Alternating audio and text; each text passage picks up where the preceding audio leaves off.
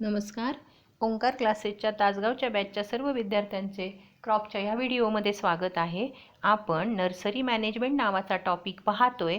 या nursery management नावाच्या टॉपिकमध्ये आपण अगोदरच्या लेक्चरमध्ये नर्सरीचं लेआउट पाहिलं होतं. नर्सरीच्या लेआउटमधल्या स्टेजेस आपण पाहत होतो.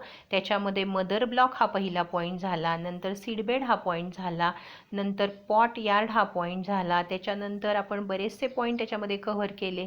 Packing yard and working shed पाहिलं, कंपोस्ट पीट पाहिला, इरिगेशन पाहिलं, रोड्स अँड ड्रेनेज पाहिलं, त्याच्यानंतर रेस्टरूम पाहिली, नंतर स्टोअर रूम पाहिली, नंतर ॲडमिनिस्ट्रेशन ऑफिस पाहिलं, नंतर फेन्सिंग. हे सगळं आपल्याला आहे म्हणून मी तुम्हाला पुन्हा रिपीट केलं.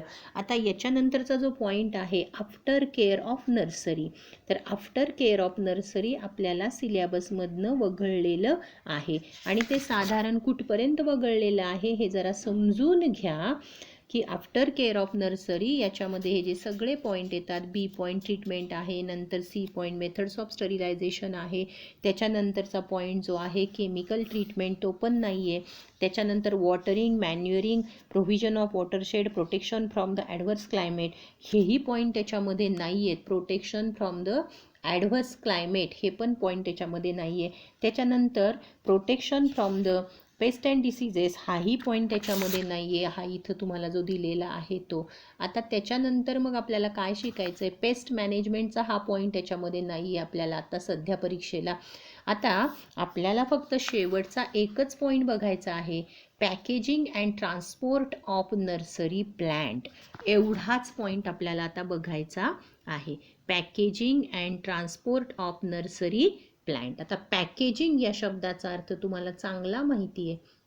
आपल्या एखाद्या मित्राचा किंवा मैत्रिणीचा वाढदिवस असतो, त्यावेळेला आपण काहीतरी गिफ्ट त्याला नेतो आणि ते गिफ्ट असं ओपन देत नाही, त्याला व्यवस्थित पॅक केलेलं असतं, रॅप केलेलं असतं. ते पॅकिंग जे आहे त्या पद्धतीनं ह्या नर्सरीचे जे मटेरियल आहे त्याचं पॅकिंग कसं करायचं आणि त्याचं ट्रान्सपोर्ट कसं करायचं हे आपण इथं बघणार आहोत. आता पॅकिंगमध्ये बघा काय येतं, it is defined as the placing the nursery plant or propagated material into a suitable container for maintaining their viability. आधी हा शब्द समजून घ्या. आपण पॅकिंग करतो म्हणजे काय करतो, प्लेसिंग द नर्सरी प्लांट, नर्सरीचं प्लांट किंवा जो प्रोपोगेटेड मटेरियल असेल ते सुटेबल कंटेनरमध्ये ठेवतो for maintaining their viability. Viability या शब्दाचा अर्थ असतो जिवंतपणा. व्हायबिलिटी या शब्दाचा अर्थ व्हायटिलिटी. अजून त्याचा शब्द आहे दुसरा, व्हायटेलिटी. ड्युरिंग स्टोरेज अँड ट्रान्सपोर्ट, जिवंतपणा आणि त्याचा जो व्हिगर आहे तोही त्या स्टोरेज आणि ट्रान्सपोर्टमध्ये टिकून राहिला पाहिजे.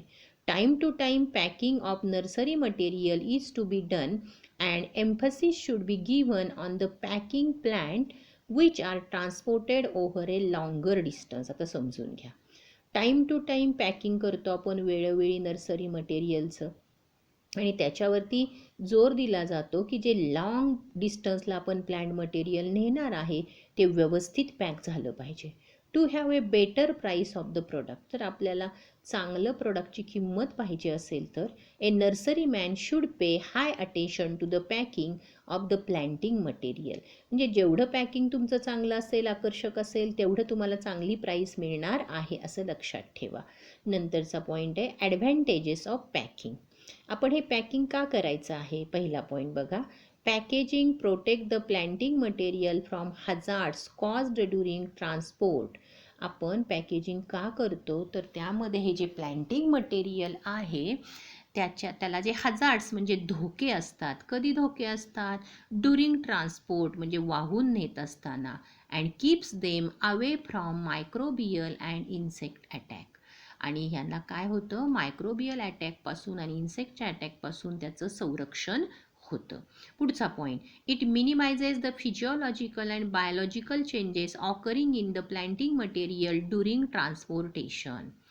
आता याच्यामुळं काय होतं, फिजिओलॉजिकल अँड बायोलॉजिकल चेंजेस त्या प्लांटिंग मटेरियलमध्ये ट्रान्सपोर्टच्या वेळेला होत नाहीत.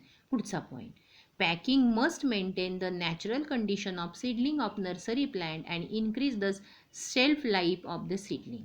आता पॅकिंग जेव्हा आपण करतो त्यावेळेला त्याला नॅचरल कंडिशनमध्येच आपल्याला मेंटेन करायचं आहे, त्यामुळं त्याचं शेल्फ लाईफ वाढणार आहे. शेल्फ लाईफ म्हणजे आपण ट्रान्सपोर्टमध्ये जाणारा वेळ, परत शेतकऱ्यापासून नर्सरीपासून शेतकऱ्यापर्यंत जाणारा जो वेळ आहे त्याला शेल्फ लाईफ म्हणायचं, म्हणजे साठवणुकीचा काळ असं त्याला म्हणतात.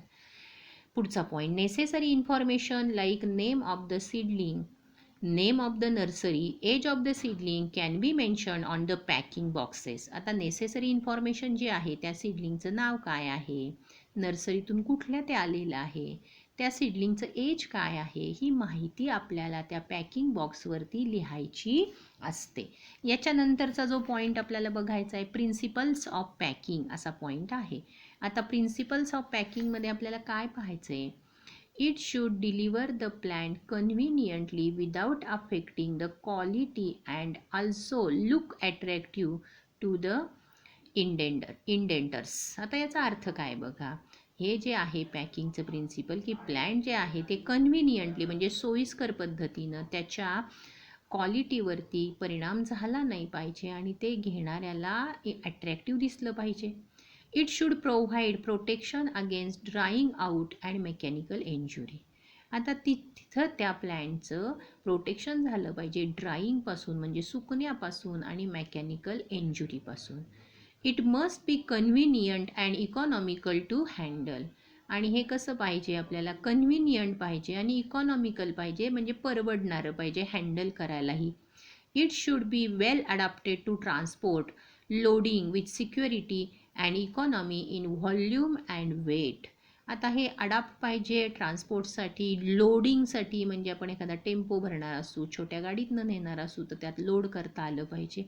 अँड सिक्युरिटी पाहिजे त्याच्यामध्ये. And economy in volume and weight. Economy in volume and weight म्हणजे खूप ओझं, खूप जड, खूप त्याचा आकारमान असू नये, म्हणजे छोट्या जागेमध्ये ते बसावं. म्हणजे या पद्धतीनं आपण प्रिन्सिपल्स पाहिले पॅकेजिंगचे आणि या पद्धतीनं हा टॉपिक आपला संपलेला आहे.